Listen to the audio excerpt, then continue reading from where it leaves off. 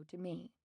The universe is against us, which makes sense, so we get another McFlurry and talk about how fat we are for a while.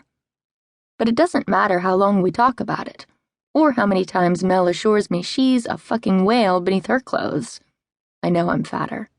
Not by a little, either. Mel has an ass, I'll give her that, but that's all I'll give her. If I win the fat argument, then Mel will say, so what? I'm way prettier than she is, but I think face-wise we're about the same.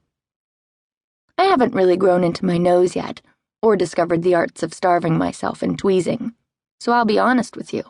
In this story, I don't look that good. Except for maybe my skin, which Mel claims she would kill for. Also my tits. Mel says they're huge, and she assures me it's a good thing. Maybe even too much of a good thing, she says. It's Mel who got me using the word tits. I have trouble calling them anything even in my thoughts. They embarrass me, and all the words for them embarrass me, but I'm trying, for Mel's sake, to name my assets.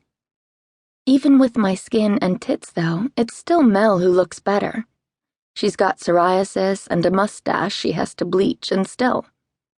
It's definitely Mel who has any hope in hell with any of the boys we like. Which I guess is why she claims the men at the next table were looking at her first. I hadn't even noticed them. I was busy eating my Oreo McFlurry, hunting for the larger pieces of Oreo that sometimes get trapped at the bottom, which I hate. It's Mel who points the men out, saying 3 o'clock to me without moving her lips or making much noise. I turn and see 3 businessmen sitting in the booth next to us, eating Big Macs. I assume they are businessmen, because they are wearing business suits, but they could just as easily be suit salesmen, or bank tellers. At any rate, they are men, their hands full of veins and hairs, each pair of hands gripping a bit into Big Mac. Mel says they are totally checking her out. I look at them again, and none of them seem to be looking at us. They don't even seem to be looking at each other. They're looking at their burgers, or into space. No, Mel says. They were looking at her tits. Mel is exceedingly proud of her tits. What she loves most is the mole on the top of her left breast. She wears wonder bras and low-cut tops to show it off. I want a boob guy, she always tells me. I wouldn't want a butt guy, because I hate my butt. Yeah, I say in sympathy. I hate it, she clarifies, but boys love it. They always give me compliments. Still, I wouldn't want a butt guy. He'd always want to do it from behind. Yeah, I say in sympathy again. We both agree we'd never want a leg guy.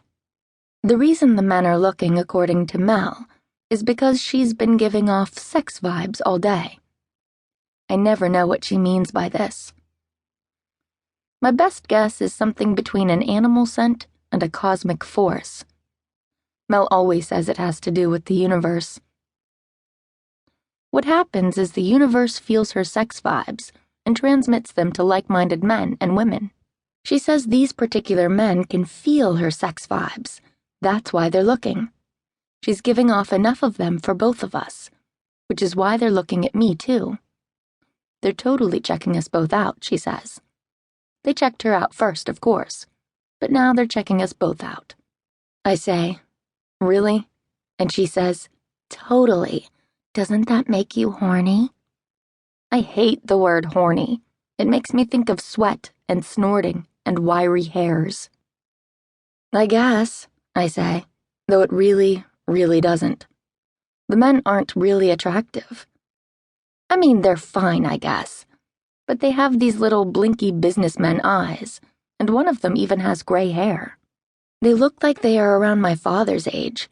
I hardly see my father since he left, but I know he has a lot of girlfriends. Mainly women he works with at the hotel where he's a manager. I find traces of them on my infrequent visits to his apartment. Feathery, complicated lingerie between his balled-up black socks, a box of tampons under the sink. And then, in with his cologne bottles shaped like male torsos, I'll find a perfume that smells sickly sweet. One time, one of them left a message on the machine saying she missed his body oh so much. I can't even imagine missing my father.